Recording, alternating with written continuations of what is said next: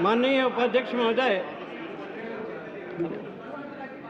वित्त मंत्री जी ने पिछले वर्ष 11-12 का बजट प्रस्तुत करते हुए ये घोषणा की थी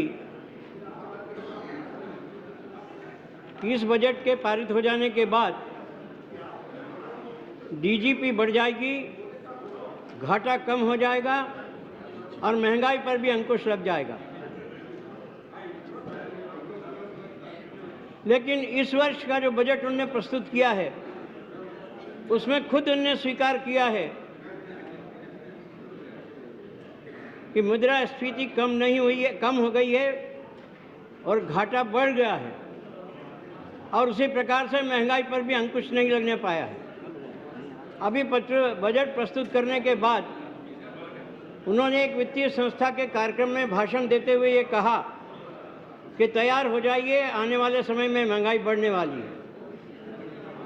आखिर ये बातें दोनों बजट में जो प्रस्तुत हुई हैं उनसे लगता है कि सरकार किस नीति पर चल रही है।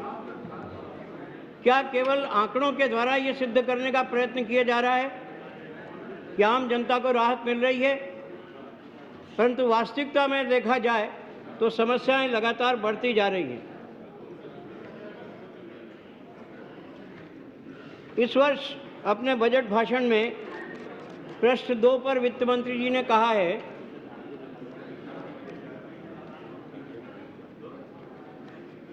कि मैं जानता हूं कि केवल शब्दों से कुछ नहीं होने वाला है और इसलिए अब मैं कुछ ठोस रूप से नीति निर्धारित करना चाहता हूं। परंतु इस पूरे बजट भाषण को पढ़ने के बाद और बजट को देखने के बाद ये कहीं नहीं लगता है कि कहीं बहुत ठोस रूप से कुछ नीतियों में परिवर्तन किया जा रहा है। आज भी नीतियां वही चल रही हैं जो देश के विकास में सहायक न होकर के विनाशक सिद्ध हो रही है। अध्यक्ष महोदय, आज गांव का जीवन कैसा हो गया है ये आम लोगों को पता है जो गांव में रहते हैं या गांव में जाते हैं। हम लोग तो कस्बों में रहते हैं, इसलिए हमें मालूम है कि गांव की हालत क्या है। कौन है जिम्मेवार इसके लिए? स्वतंत्रता के 50 वर्ष के बाद भी गांव में सड़क जुड़ना शुरू नहीं हुआ। संयोग से 2000 में ऐसी सरकार आई थी जिसने गांव-गांव में सड़कों को जोड़ने का आरंभ किया था और अब सड़कें वहां पहुंच रही हैं। लेकिन आज भी गांव का रहन सहन कैसा है लोगों का, और इधर शहर की स्थिति क्या है? अरबों रुपया शहरों के विकास के लिए खर्च किया जा रहा है, लेकिन शहरों में लोग नारकीय जीवन जी रहे हैं।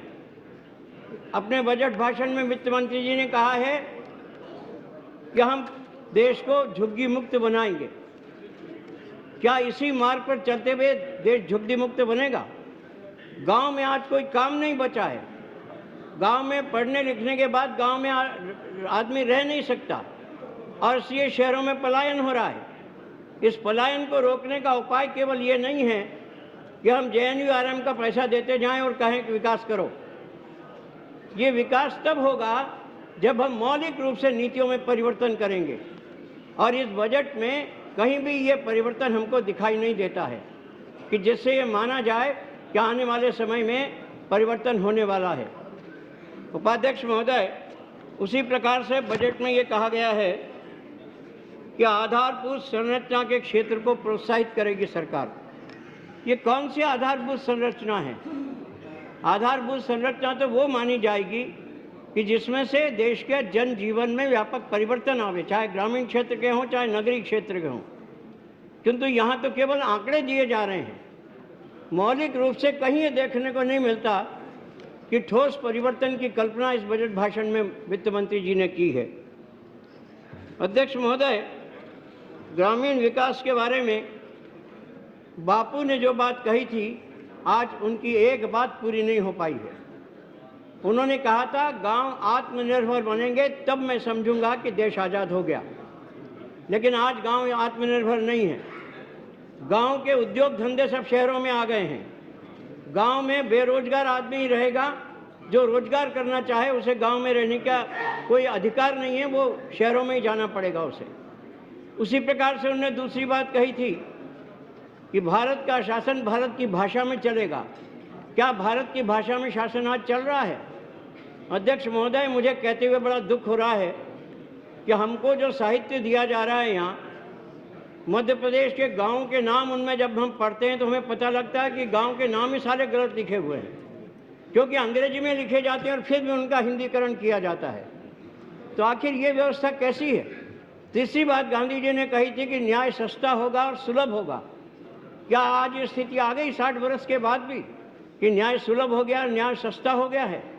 और इसलिए इस बजट भाषण को देखने के बाद मैं तो इस निर्णय पर पहुंचा हूं कि इस बजट के द्वारा आने वाला जो वर्ष है वो कोई परिवर्तन, युगांतरकारी परिवर्तन लाने वाला सिद्ध नहीं होने वाला है। इस दिशा में वित्त मंत्री जी पुनर्विचार करें, ऐसा मेरा उनसे अनुरोध है और शासन से भी मैं अपेक्षा करता हूं कि इस पर विचार करेगी। उसके बाद अध्यक्ष महोदय,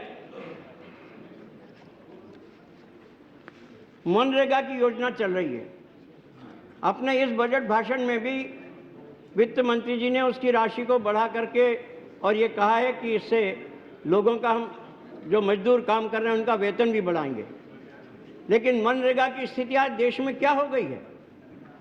हमारे प्रदेश में भी हम देख रहे हैं कि मनरेगा के नाम पर जो काम हो रहे हैं उनसे मजदूरों का हित नहीं हो रहा है और न ठीक प्रकार के निर्माण कार्य वहाँ पर हो रहे हैं।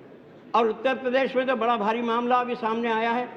अन्य प्रदेशों में भी मनरेगा की काफ़ी गंभीर शिकायतें आई हैं और इसलिए सरकार को चाहिए कि इन पर पुनर्विचार करे और मनरेगा योजना को इस ढंग से तैयार की जाए जिससे वास्तविक में विकास हो सके और मजदूरों की समस्या भी हल हो और भ्रष्टाचार की कोई शिकायत वहाँ पर न हो। अध्यक्ष महोदय, इसी प्रकार से पिछले वर्ष के बजट भाषण में वित्त मंत्री जी ने कहा था कि हम एफडीआई के मामले में और जीएसटी के मामले में गंभीरता से विचार कर रहे हैं। उन्होंने ये भी संकेत दिया था कि राज्य सरकारों के वित्त मंत्रियों से भी इस संबंध में चर्चा हुई है, किंतु इतना समय बीत जाने के बाद आज भी ये निर्णय नहीं हो पाया है कि एफडीआई की क्या स्थिति है और जीएसटी की क्या स्थिति है। एफडीआई के मामले में अगर उसको लागू किया जाता है जैसे का तैसा, तो छोटे और खुदरा व्यापारी बड़े संकट में पड़ जाएंगे। गांव-गांव में उद्योग धंधों पर एक प्रकार से अंकुश लग जाएंगे और इस कारण हम लोग ये मांग करते हैं कि इन मामलों में शीघ्र सरकार निर्णय ले और व्यावहारिक दृष्टि से निर्णय ले जिससे आम जनता को उसका लाभ प्राप्त हो सके। उसी प्रकार से काले धन के बारे में भी अपने बजट भाषण में वित्त मंत्री जी बोले हैं। पिछले वर्ष के बजट भाषण में भी उन्होंने काफ़ी कुछ कहा था और पिछले वर्ष के बजट भाषण में जो कहा था उस दिशा में कोई प्रगति हुई है ऐसा मुझे तो कहीं दिखाई नहीं देता है। उन्होंने जो घोषणा की थी उस समय, उसका परिणाम तो यह आने वाला था कि अब तक स्थिति स्पष्ट हो जाती कि काले धन के बारे में क्या चल रहा है, लेकिन अभी तक स्थिति स्पष्ट नहीं है, सिवाय इसके कि वित्त मंत्री जी ने अपने इस बजट भाषण में ये कहा है कि काले धन के मामले में हम एक श्वेत पत्र लाने वाले हैं। लेकिन जो स्थिति आज बन रही है, दुनिया के दूसरे देशों को जानकारियां प्राप्त हो रही हैं, लेकिन हमारा इतना विशाल देश होने के बाद भी हमारे पास आज तक जानकारी नहीं कि काला धन हमारा किन किन देशों में कहाँ पर जमा है और इसलिए इस दिशा में भी सरकार तुरंत कदम उठाए, ऐसी हम अपेक्षा करते हैं। अध्यक्ष महोदय, कृषि के बारे में यहाँ पर बहुत कुछ कहा गया, लेकिन मूल रूप से देखा जाए तो कृषि की स्थिति आज बड़ी विपन्न हो चुकी है देश में। आज भी किसान जगह जगह आत्महत्या करने पर उतारू हैं और उनका समाधान की दृष्टि से वित्त मंत्री ने अपने भाषण में कोई नया सुझाव नहीं दिया, कोई नई व्यवस्था नहीं दी है और इससे लगता है कि ये बजट बिल्कुल निराशा देने वाला बजट सिद्ध हुआ है कृषि के क्षेत्र में और इस दिशा में सरकार को गंभीरता से विचार करने की आवश्यकता है। अध्यक्ष महोदय, उपाध्यक्ष महोदय, उसी प्रकार से भ्रष्टाचार के मामले में यहाँ कहा गया है नया विधेयक लाया जाएगा, ये कहा गया है, लेकिन भ्रष्टाचार रोकने के लिए जिस प्रकार के कदम उठाना चाहिए वैसे कदम आज तक केंद्र सरकार के द्वारा नहीं उठाए गए। अध्यक्ष महोदय, मुझे जानकारी है कि 2 प्रदेशों ने इस दिशा में अच्छे कदम उठाए हैं। एक तो बिहार की सरकार ने उठाया है, दूसरे मध्य प्रदेश की सरकार ने उठाया है उन्होंने एक लोक सेवा गारंटी कानून बनाया अपने अपने प्रदेश में, और उसमें ये व्यवस्था दी है कि ये काम इतने दिन में कर्मचारी अधिकारियों को करना होंगे, और जो कर्मचारी अधिकारी नहीं करेगा उस पर जुर्माना किया जाएगा। और उसके कारण लोगों को जानकारियां समय पर अब मिलने लगी हैं। परंतु इसी प्रकार का एक कड़ा कानून अगर केंद्र में आएगा तो उसका परिणाम अच्छा निकल सकता है।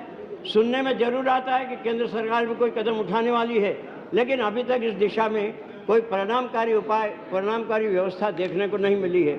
इसलिए इस दिशा में भी सरकार को विचार करना चाहिए। उसी प्रकार से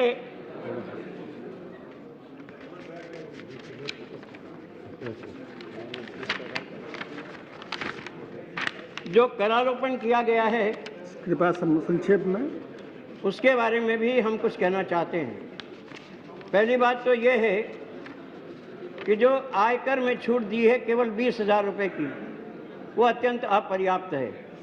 इस छूट को और बढ़ाना चाहिए, और विशेषकर वरिष्ठ नागरिक और महिलाओं के मामले में छूट पर उदारता से विचार करना चाहिए। सरकार को इसको बढ़ाना चाहिए। पिछले बजट में भी था। हाँ, वो तो प्लीज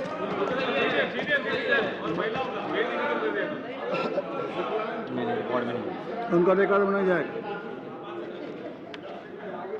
उसी प्रकार से जैसा मैंने एफडीआई के बारे में कहा था, उसी प्रकार से अभी जो स्वर्णकारों पर और नॉन ब्रांडेड सोने चांदी का काम करने वाले स्वर्णकारों पर जो 1% उत्पाद कर लगाया गया है, ये अत्यंत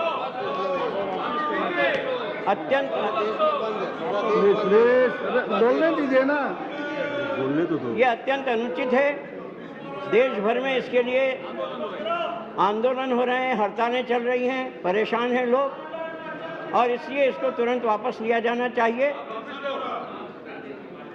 जिसकी कोई आवश्यकता नहीं है। और इसके साथ ही आपकी शराबी दुकान बंद हो जाएगी। इस आपकी शराबी बंद हो गई।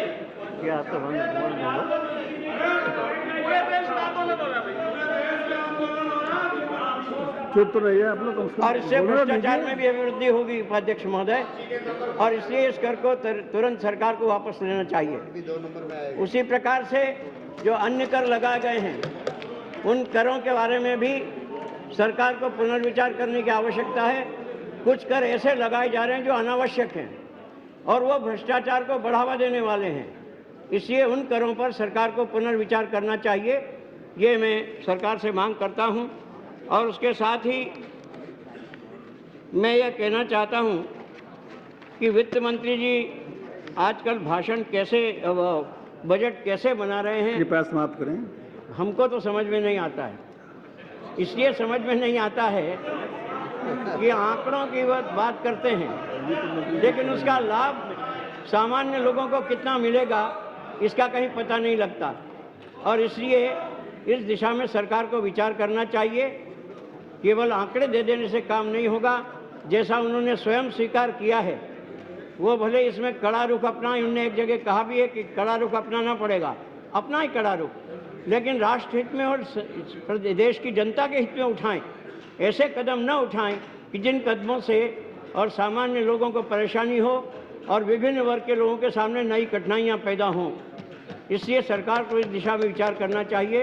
इतना ही मुझे अपने विचार रखते हुए आपको कहना है। बहुत बहुत धन्यवाद। धन्यवाद।